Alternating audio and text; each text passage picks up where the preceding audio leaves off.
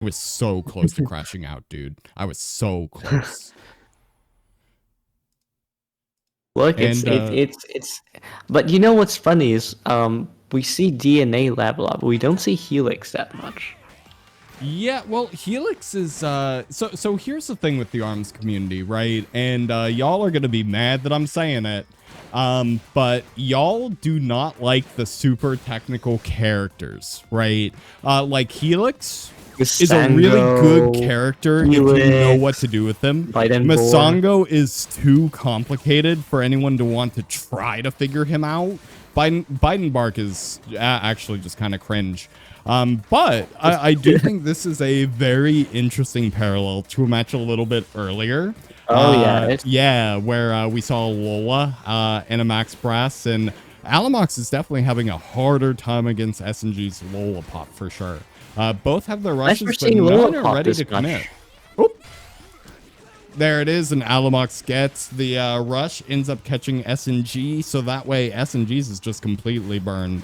Now, SNG, if he gets ALUMOX down to that 25% mark, I hope he has a plan to burn right through his phase, because I know he definitely doesn't have a rush.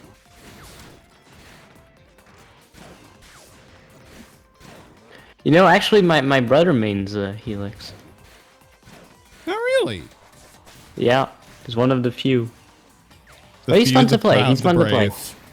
Yeah, no, he's really fun to play. Yeah. I wish we saw more of the weird characters, but that is a round 1 for ALUMOX. Do we have any Riven players? Sometimes. I see. Both pretty content to just stay in the middle to try to get that first initial control of the stage. ALUMOX trying to get that rush, getting 70 off it. But ALUMOX is playing right. Like he has max press. He's like standing in the middle, just controlling the stage. That's what you need to do with max press. Lola Pop on a normal stage would have the ability to kind of try to weave her way in. But it's DNA Stadium is pretty. It allows Max Press to kind of shut down a lot of options, I will say. It does. A bit of a shame. SNG definitely could have had that rush there if it weren't for that knockdown. Shame. I feel like that's a big problem with this matchup, and with how SNG is playing at the moment, is that SNG is getting himself into situations where he would have the grab or he would have the rush, but he's just not accounting for the knockdown he receives like a second before.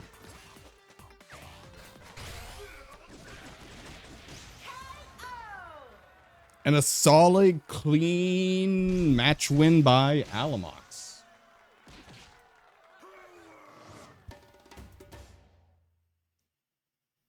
Boom.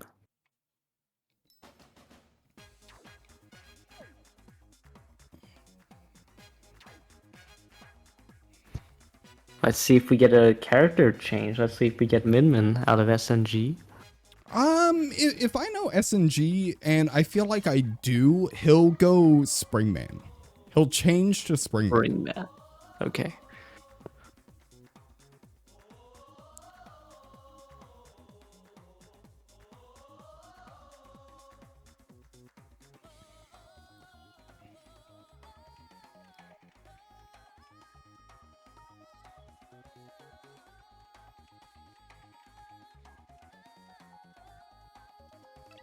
All right, and we're taking it to Scrapyard. Scrapyard. I am surprised. Surprised that is a legal stage. Hey, there's that Springman I was talking about. Do I know SNG or what? I know what's up. Yeah, no, Scrapyard surprises me that it's illegal every single day. But that's why it's a counter pick. That's why it's a counter pick, everybody. Yeah. If we banned every weird stage, there would be no stage to play on. Oh no, it's good. but Scrapyard is definitely a stage where you can have, like, there's definitely, like, you can be in a position That's quite different from your opponent. You can. But I think the big thing with it, and you just saw it with SNG, is you really have to earn that high ground spot in order to have that advantage, right? And you can give it up so easily too. It's not like the Ninjara stage where you just start at the top and just stay there. Yeah, no, what 100%. It's definitely one of those where you really have to earn your top spot there. Also, it's not that big of a stage. It's not. It's not in reality, no. So it's like one of those things where, you know, that top ledge can offer an advantage, but it's not a huge one. It's really, really not. Yeah. But now that they've broken both pillars, SNG is going to be a little bit happier to be up there because that's going to be the most cover that the stage ends up providing now for really the rest of the match. So we'll see if either player really fights to be up there. SNG using his Springman ability here to his fullest. There we go. And that's going to be pretty big this matchup, especially with that... really with that exploding arm on Brass, because like you just saw, one wrongly timed rush or one wrongly timed parry, and that is gonna get him caught in an explosion anyway. Oh yeah. Do we know solid rush from Geta. Do we know who voiced Biffa during the directs? No, and it's a very hotly disputed topic. Little does anyone know, it was actually me, canonically. I see. The guy who voiced Biffa did a pretty good job. I liked his. I do too, and I am gonna lose it as soon as a Nintendo Direct happens and I hear the voice. Like the video starts fading and you know when you hear it. Yeah, just like how you know SNG's having a rough time. He ended up backing himself into that corner, didn't really work out well, and it shows.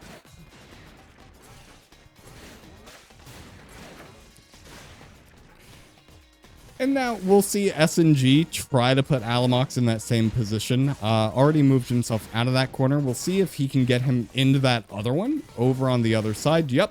SNG is content to let ALUMOX stay right there. He is not moving at all. There. Oh my gosh. I didn't even see ALUMOX go for the grab to end that rush. I thought that was going to be over. That was going to be ALUMOX stuck in a corner.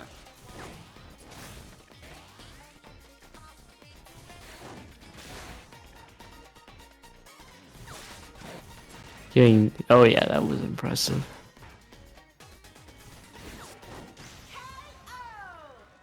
Just like that little smacky smack to the face, and we have a tied up match. SNG and also next round. I just want to say GG to Marbles. Thanks for having shown up. You did great.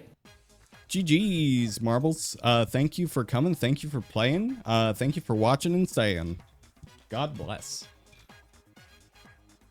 Just for those wondering why I said that, it's because Mr. Tables is fighting Bemcray. Bemcray won against Marbles.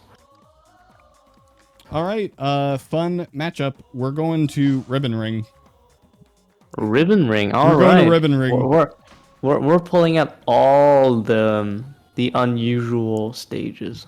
We playing a little goofy today. We feeling good today out here. You know what I'm saying? But this is a really odd choice for both Brass as well as Springman. Because they are just not characters that can really make use of those square platforms all that well. Granted, either one of them could, in theory, end the match before they get to that point. But they're both being so defensive with no one really taking a hit off each other. There's our first few cubes. ALUMOX has a completely disabled left arm, and SNG goes for the smack to freeze knockdown.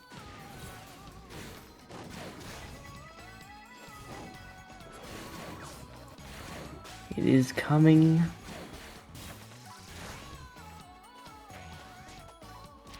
Very excellent grab by SNG all the way across the map as ALUMOX is rolling to get up. No, Fantastic timing. This match is rare. This matchup has been highly technical, and I liked it.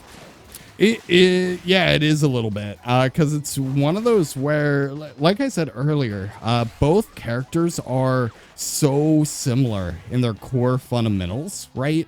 To where you really have to, in order to succeed, it's going to be the better of the two technical players who can be a little bit more technical better. Yeah. Let's see. We can get a win. Can SNG do it? He has the rush. Probably saving it for game 2. SNG don't need that rush. He's going to go all of round 2 without it. Oh, really? Yeah, really. He doesn't need it. He doesn't want to use it until he uses it right there. Yeah. Nice little bit of chip damage, though. I feel like ALUMOX really felt it coming. And now SNG really has to worry about a rush of his own to counter. Doesn't seem to be too worried, though, with how open that grab was. Really risky play. Really risky play. You know, SNG plays a lot of characters. It's fun to see. He does. And they're all in that same vein of being really kind of like fast-paced and technical, like Springman, Min, Lollipop. And it's really fun how easily he can adapt to the current matchup.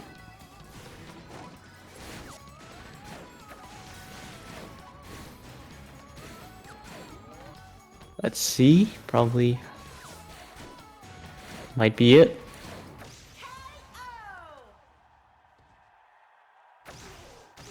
Are we going to see another rush just to close it out? No, not even. Just a punch.